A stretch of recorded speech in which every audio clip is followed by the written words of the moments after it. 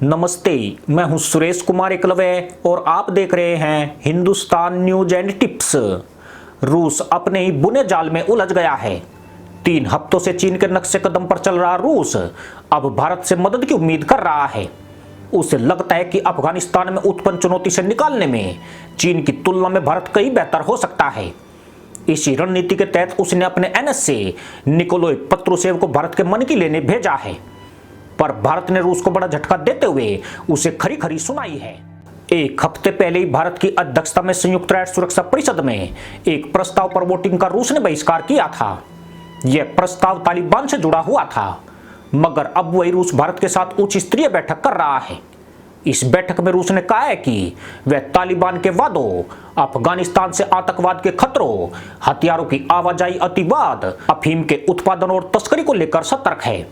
वह इस हिस्से में भारत के साथ मिलकर काम करना चाहता है। इस वक्त भारत की भूमिका बेहद अहम हो गई है। कल रूस के एनएस से भारत आए हैं, अब अमेरिकी एनएस से विलियम बर्न्स भी भारत पहुंच रहे हैं। दुनिया की दोनों महाशक्तियां भारत के साथ लगातार संपर्क में हैं। भारत ने तालिबान को मान्यता नहीं दी है।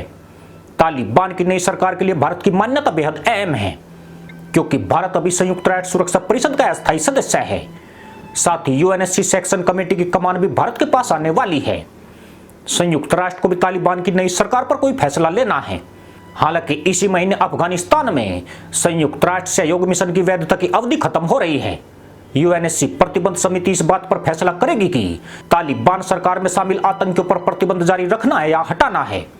यह बगैर भारत की सहमति के मुमकिन नहीं हो पाएगा। इसलिए रूस और अमेरिका भारत के इरादे जानने के लिए दौड़ लगा रहे हैं, ताकि तीनों देश मिलकर साथ चल सके।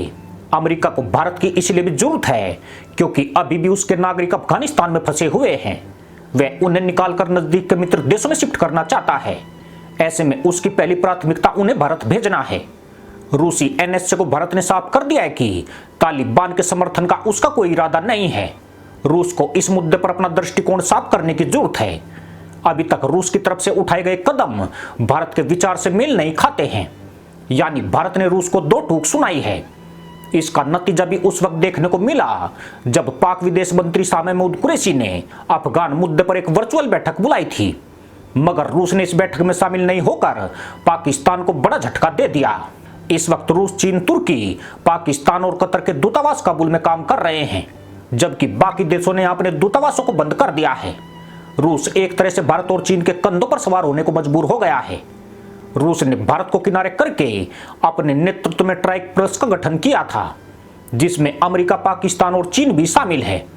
मगर अफगानिस्तान में जो नतीजे आए हैं उसने ट्राइक प्लस की खिल्ली उड़ाने वाली स्थिति बना दी है। यानी रूस उन सभी प्रयासों में विफल साबित हुआ है जिसमें चीन और पाकिस्तान शामिल थे। अब उसके सामने तजाकिस्तान, उज्बेकिस्तान और खुद अपने इलाके चेचन्या को इस्लामिक आतंकवाद से बचाने की बड़ी चुनौती है। यूं भी चीन और रूस की विचारधारा में जमीन आसमान का अंतर है। अफगानिस्तान के मुद्दे पर दोनों की नीति में भारी फर्क है। तालिबान के कब्जे के बाद यह फर्क लगातार गहरा हो रहा है। तालिबान द्वारा बनाई गई अंतरिम सरकार समावेशी सरकार नहीं है। इसके 33 मंत्रियों में से 30 मंत्री पश्तून समुदाय से आते हैं, यानी तालिबान सरकार पर पश्तूनों की पूरी छाप है। ताजिक समुदाय से 2 मंत्री और हजारा समुदाय से सिर्फ 1 मंत्री बनाया गया है। इन 33 मंत्रियों में से 17 मंत्री नामी आतंकवादी है।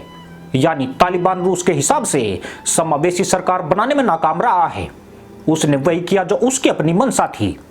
इससे यह भी साबित हो गया है कि तालिबान पर भरोसा करना जल्दबाजी हो जाएगी।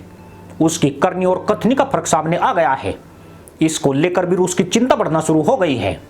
मोदी सरकार ने अफगानिस्तान में तालिबान के उभार पर अमेरिका और रूस के साथ स्वतंत्र रुख रखा है। रूस को प्रोक्स तौर पर आईना भी दिखा दिया गया है। भारत ने रूसी प्रतिनिधिमंडल को ताना मारते हुए कहा है कि वह सुनिश्चित करे कि अफगानिस्तान की जमीन का इस्तेमाल पाकिस्तान आतंकवाद फैलाने के लिए नहीं होने देगा। आपको बताएं कि पिछले दिनों ही रूसी राष्ट्रपति व्लादिमीर पुतिन ने पाक प्रधानमंत्री इमरान लोंडे से बात की थी। हालांकि इस बातचीत से पुतिन के पल्ले कुछ नहीं लगा है, बल्कि उसकी चिंताएं पहले के मुकाबले अधिक हुई है। इसी के साथ अनुमति दोस्तों, जय जवान, जय किसान, जय हिंद, वंदे मातरम।